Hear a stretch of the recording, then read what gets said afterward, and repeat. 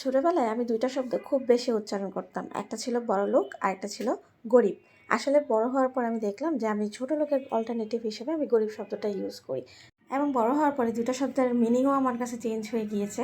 বড়লোক হচ্ছে যার সহচর্য আপনাকে মনে করিয়ে দিবে আপনি জীবনে অনেক কিছু করেছেন এবং সামনে এইভাবে ওভাবে চললে আপনি আরও অনেক কিছু করতে পারবেন। আর ছোট লোক হচ্ছে যার সহচর্য আপনাকে সারাক্ষণ মনে করিয়ে দিবে আপনি জীবনে কিছুই করতে পারেননি, সেই সব কিছু করেছে এবং আপনি জীবনে কোনো কিছু আর করতেও পারবেন না। হ্যালো এভরিওয়ান, আসসালামু আলাইকুম। কেমন আছেন সবাই? আমি তো আলহামদুলিল্লাহ খুব ভালো আছি। আই হোপ আপনারাও খুব ভালো আছেন। আজকে একটা অন্য ধরনের চিকেন ফ্রাই করব। এটা হচ্ছে আমি আমার ফ্রেন্ডকে দেখছিলাম করতে, তো সেটাই আর কি। ও কীভাবে করছে সেই মশলাগুলো আমি আসলে ও বলছিল, আমি ভুলে গেছি। তো মশলাগুলো হচ্ছে আমি আমার নিজের মতো করে দিচ্ছি। তো প্রথমে আমি চিকেনটা নিয়ে একটু আদা রসুন বাটা দিয়েছি, আর হচ্ছে একটু গোলমরিচ পাউডার আর পেঁয়াজ, কাঁচামরিচ আর ধনিয়া পাতা দিয়েছি বেশি করে। তারপর এগুলোকে আমি মিশিয়ে নিচ্ছি। আর এখানে একটু লবণ দিয়েছি সেদ্ধ হওয়ার মতো অল্প করে, না হলে কিন্তু আবার হচ্ছে বেশি লবণ হলে চিকেন ফ্রাইটা একদম খাওয়া যাবে না। তো তারপর হচ্ছে আমি কোনো তেল টেল আর কিছু দিইনি। এটাকে জাস্ট হচ্ছে চিকেন থেকে যে পানিটা বের হবে সেটা বের হয়ে শুকিয়ে যাওয়া পর্যন্ত এটাকে রান্না করে নিব। এক্সট্রা কোনো পানি দিব না।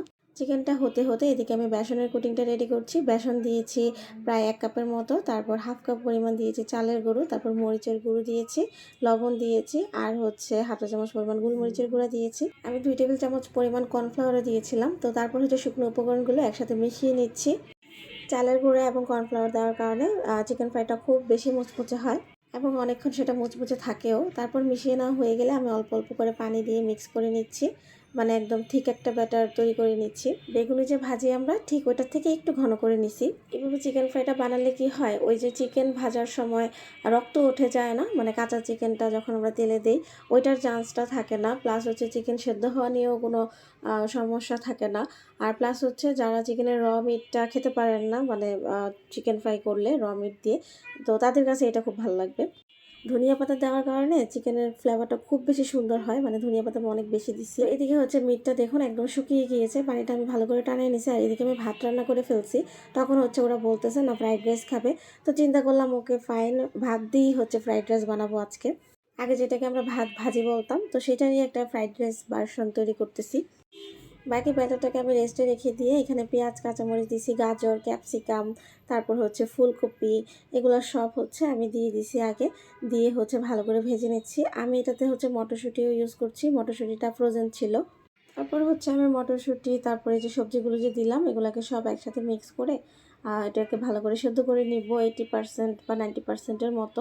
এটা আসলে যার যার ইচ্ছা। হালকা একটু তেলের সাথে মিক্স করে তারপর হচ্ছে আমি এখানে লবণ দিয়ে দিচ্ছি টেস্ট অনুসারে। একদম ফ্রাইড রাইসে যতটুকু লবণ লাগবে আনুমানিক সেটুকু দিয়ে দিচ্ছি। আর পরে যেহেতু আমি সসও দিব, তো সসেও লবণ থাকবে।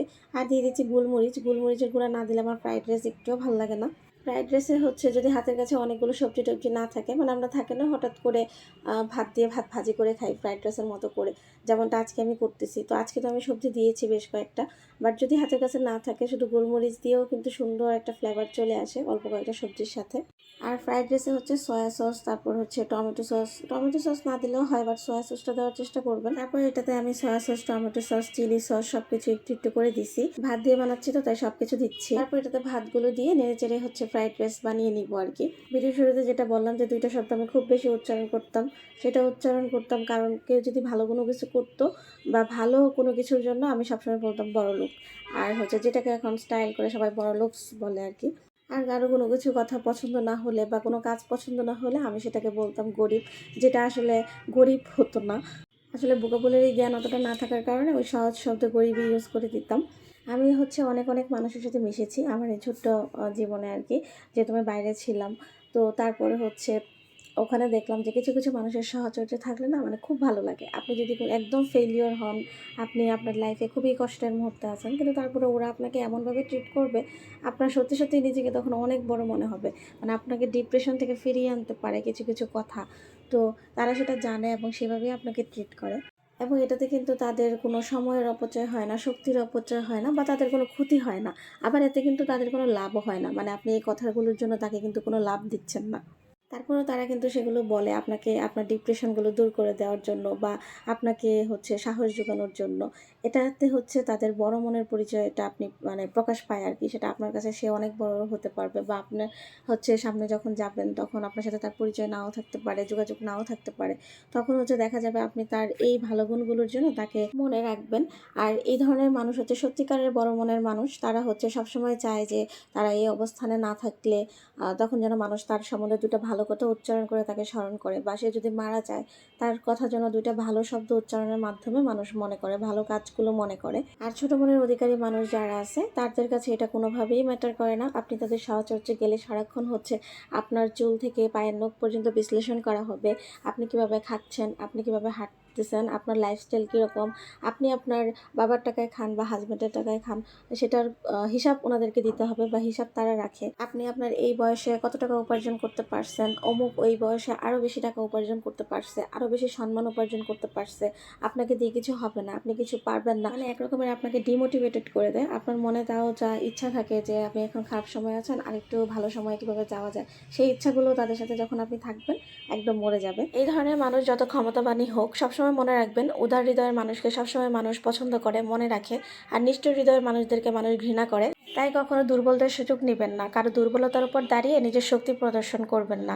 মনে রাখবেন আপনার চরিত্রের প্রকৃত পরীক্ষা কিন্তু তখনই হয় যখন আপনি এমন একজন মানুষকে সম্মান করেন যে কিনা আপনাকে জীবনে কিছুই দিতে পারেনি। তো অনেক কথা বলতে বলতে ওইদিকে আমার চিকেন ফ্রাইগুলো হয়ে গিয়েছে, তারপর হচ্ছে কিছু ব্যাটার বেঁচে গিয়েছিল। তো পরের দিন সকালে হচ্ছে আমি এগুলোকে ফুলকপি দিয়ে ভেজে ফুলকপির পকোড়া বানাইছি।